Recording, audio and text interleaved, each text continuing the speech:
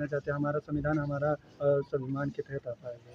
देखिए, पिछले बार जितना गुमराह करने का लोग काम किया, संविधान खतरे में। हम लोग तो उस दल के कार्यकर्ता हैं, रामायण को भी पूछते हैं, गीता को भी पूछते हैं, संविधान को भी पूछते हैं। और हमारे देश के यशस्वी माननीय प्रधानमंत्री नरेंद्र मोदी जी जब सदन में पहली बार गए थे, चौखट चूमने का काम किया था, संविधान को उन्होंने माथे से लगाया था। वैसे लोग कभी संविधान का अपमान नहीं कर सकते हैं, यही संदेश मैं देना चाहता हूँ। क्या कहना चाहते हैं, जिस तरह से लगातार लोकसभा चुनाव में एक प्रचार किए गए कि 400 सीट आता है तो संविधान बदल दिया जाएगा, पूरा भ्रष्टाचार, इससे लगातार उन लोगों ने घेरा। उन लोगों के पास कोई भी विकास का मुद्दा नहीं है।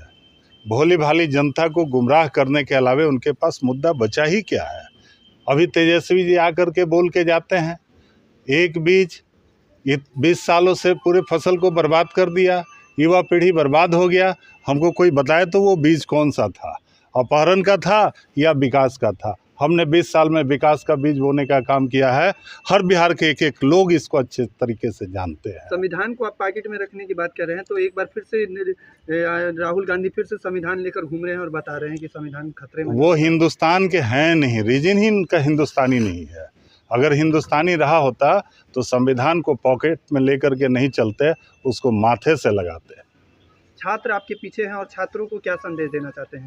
छात्रों को एक ही संदेश देना चाहता हूँ, संघर्ष कीजिए, विरोध के चक्कर में मत रहिए, पढ़िए लिखिए और नौकरी कीजिए। आपका भविष्य उज्जवल होगा, आपका परिवार का भी भविष्य।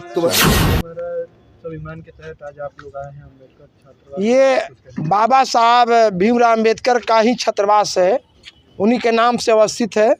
इसी छात्रावास के हम भी विद्यार्थी रहे। तो निश्चित तौर से भारतीय जनता पार्टी, भारत के प्रधानमंत्री नरेंद्र मोदी जी द्वारा बाबा साहब भीमराव अम्बेडकर के संविधान गौरव अभियान के तहत ये कार्यक्रम है और उसी पर हम लोग छात्रों को संबोधित करने आए थे। निश्चित तौर से बाबा साहब अम्बेडकर और संविधान, जैसे इस देश में भारत जब तक रहेगा संविधान अमर रहेगा, उसके लिखने वाला बाबा साहब अम्बेडकर जिन्होंने संविधान लिखा वो भी अमर रहेंगे, उसकी चेतना के लिए और अपने लोगों को जागरूक करने के लिए। और विगत दिनों में बाबा साहब को अपमानित करने वाली जो कांग्रेस ने 1952 में संविधान लागू होने के बाद भारत के तत्कालीन प्रधानमंत्री पंडित जवाहरलाल नेहरू उनके पीए को लड़ा के दिल्ली की दक्षिणी से जब उम्मीदवार बने थे, पहली बार लोकसभा जाने का अवसर मिला। तो जब कानून मंत्री के बाद इस्तीफा होने के बाद जब चुनाव हुआ 52 में, तो जब वो गए तो नेहरू जी उनको हराने के लिए, उनको पीए के लड़ाकर लोकसभा में रोकने के लिए बाबा साहब को चुनाव हराने के लिए भाषण करने गए थे। अब बाबा साहब चुनाव हार गए, उनके पीए का मतलब चपरासी चुनाव जीत गया और उसके बाद वो एमपी हो गए। भारत के प्रतिभाओं को रोकने के लिए हमेशा कांग्रेस ने, खासकर दलितों को, प्रतिभाओं को रोकने के, जब बाबा साहब अम्बेडकर जैसे लोगों को जिन्होंने संविधान दिया उनको रोकने के लिए पंडित जवाहरलाल नेहरू जब चले गए, तो इससे बड़ा और दुर्भाग्य क्या हो सकता है। इसीलिए इस सारी बातों को बताने के लिए कि 60 साल कांग्रेस रही, हमारे दलितों और गरीबों के लिए कोई न्याय नहीं दिया। यहाँ के दलित और अकलियत के लोग, अति पिछड़ा के लोग लगातार कांग्रेस को वोट देते रहे। न देश बदला, न देश की तकदीर बदली, न तस्वीर बदली, जो विरासत था वो भी मिट गया। इसलिए कांग्रेस तो कहती है कि संविधान का अपमान करना चाहे जो भी कार्य सब भाजपा ही करती है। बताइए कि कांग्रेस का उस समय तो जनसंघ हुआ करता था, उस समय तो 2 भी एमपी भारतीय जनता पार्टी के लोग नहीं था।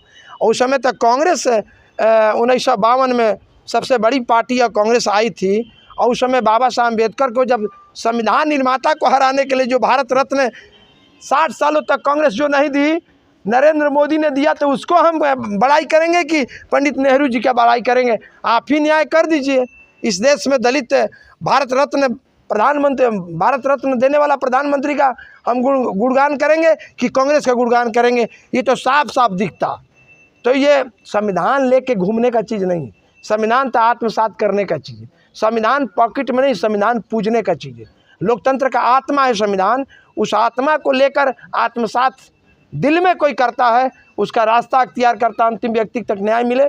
कांग्रेस अंतिम व्यक्ति तक के अभी न्याय नहीं दी, गरीबों का किस्मत नहीं बदल पाई।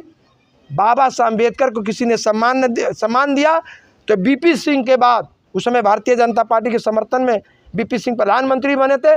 पहली बार केंद्रीय हॉल में बाबा साहब अम्बेडकर का सेंट्रल हॉल में मूर्ति लगा और दूसरी बार भारत रत्न भारतीय जनता पार्टी ने दिया। तो हम धन्यवाद अटल बिहारी वाजपेयी और नरेंद्र मोदी को देंगे कि पंडित नेहरू जी को देंगे। आप ही न्याय कर दीजिएगा, बाकी मुझे कुछ नहीं कहना। क्या कुछ संदेश देना चाहते हैं? निश्चित तौर से हमारे समाज के छात्र हैं और इंटेलेक्चुअल जगह है जहाँ से किस्मत बदलने का, और यहाँ कलम की खेती होती है जहाँ से निर्माण का रास्ता तय होता है। एसपी कलेक्टर जहाँ से पैदा, दरोगा सिपाही पैदा होता है, डीएसपी पैदा होता है। उनके कारखाने में हम आए हैं, इसी कारखाने का मैं भी विद्यार्थी रहा हूँ। इनसे कहने आए हैं कि कलम की खेती करो, बंदूकों की खेती नहीं, कलम की खेती करो। नए भारत के निर्माण में फैन अम्बेडकर पैदा करने का रास्ता तय करो और अपने से कलेक्टर एसपी पैदा करो। भले एगो माँ बाप मजदूरी करके पढ़ाता हो, घर घर में शिक्षित बनो, संगठित हो और संघर्ष करो का नारा बाबा साहब के मंत्र के लेकर नया इतिहास रचने का काम करो।